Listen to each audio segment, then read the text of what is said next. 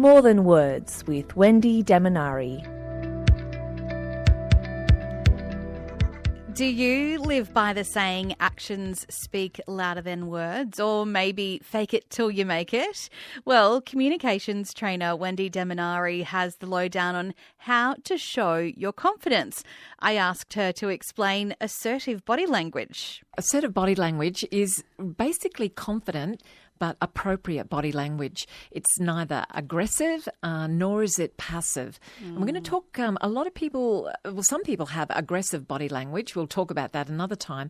But today I'd like to talk to you about passive body language and how you can turn that into assertive body language. You know, as the old saying goes, Susan, actions speak louder than words, don't they? They do indeed. Yes. And we talked about how sometimes our words are not in alignment with our non-verbals, our body language. So, you know, we want to have a look at that and have a look at how we can come across as being more assertive and confident. That doesn't mean being arrogant or being, you know, aggressive. There is sometimes a fine line there, but let's talk about what we can do to be more assertive. Yes. Firstly, before we get into some tips, why do you think it's so important that we are able to have that, show that confidence, maybe sometimes even if we're not feeling it? Yes, and I think that's very important when you talk about not necessarily feeling it, but perhaps, you know, you want to sort of bluff your way a little bit. In fact, confident, assertive body language instills some credibility, trust with other people. It establishes your authority. This is going to help us a lot in getting ahead in our career and being treated seriously and as serious contenders for promotional jobs. So give us some tips of how to have, as Wendy sits up nice and straight, give us some tips about how to have that assertive body language. As I stop slouching now, okay, all right, straighten up. You know, are you getting an image in your head of someone with a book on their head? Okay, so first one, straighten up your posture, stand straight and tall, keep your head back, shoulders back. I sound it's like our parents. I'm sure we've all heard of them. Stand up straight. That's right. Stop slouching. Stop hunching your back and shoulders. No, you will thank me later for it. But at the same time, you know, you don't want to look like you're on a military parade as well. So keep your arms relaxed loosely, unclench those fingers and hands and try to be relaxed.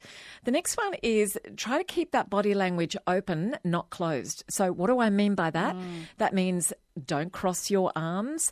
Don't try to shield your body. Have you ever been guilty of sort of hugging a book or something, putting something across yourself and shielding yourself? Well, that's quite a submissive, passive message that you're getting at. And it's quite a message that is not saying, it's saying I'm not confident, I'm closed off to things. So keep your palms open as well, facing upwards if possible. Maintain respectful eye contact. Now, I did mention in last week's episode that we need to be very aware of when it's culturally appropriate and when it's not. So that eye contact, that eye gazing as such, needs to be quite respectful. If it's appropriate, try not to avert your eyes or look down or look to the side because that could look a little bit dodgy in some cases. Yes, a bit suspicious maybe. That's right, yeah. Pay attention to your face and facial expressions. So, you know, are you aware that you have any sort of grimaces or little tics? Look, Jono, our producer, tells me that he knows when I feel like I've done something wrong because I scrunch my nose up. So, you know, those little things give you away. You might be someone who wears your heart on your sleeve. Sometimes. Yeah. So you just be aware of that squinting or frowning, tilting your head to one side. It can give people the impression either that you don't have a clue what's going on or you don't trust or believe somebody. Okay. So, yeah, there's a lot to be said. Be careful of how you use your mouth as well. Any of that sort of lip chewing, sneering, grimacing. It can all, you know, give the wrong impression and not gel with what you're trying to say. As I say to a lot of young people, avoid those fidgety movements if you can. I know it's difficult and I want to start, you know, touching things now. It's like saying to someone, stop scratching, and then, Yes. you want to do it. So if you can, don't touch your hair and your face or fiddle with your hair, unclasping and clasping your hands and fingers, nail biting, fiddling with your jewellery. So we need to be conscious of the Yeah. messages that we're portraying. That's right. Inadvertently, maybe sometimes. That's right.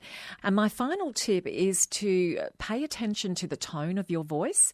So try to speak in a very clear, articulate, calm manner. Slow it down. As I said before, those pauses can be gold, Don't mumble. Vary your vocal tone a bit to inject a little bit of dynamics and excitement in your voice. I would also be very conscious. I know Australians, we tend to speak in with a little bit of a nasally tone and can sound a little bit whiny without realising it. Yeah, like that. Yeah. So just try to be a little bit more conscious of the resonance and the pitch of your voice, and aim, if you can, for a lower tone, a lower pitch to convey some authority and credibility with what you're saying. Yeah, very interesting, Wendy. What other situations, obviously this is great professionally, what other situations do you think it's great to portray that really confidence and assertive body language?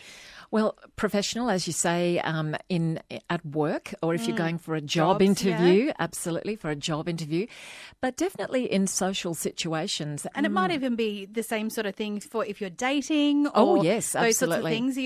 You want to look engaging or that you're interested to have a conversation Yes. and engage with people. So Absolutely. networking, dating, lots of different Yes. situations where that confidence Yes. in your body language could be advantageous. Yeah, definitely. Networking, so important.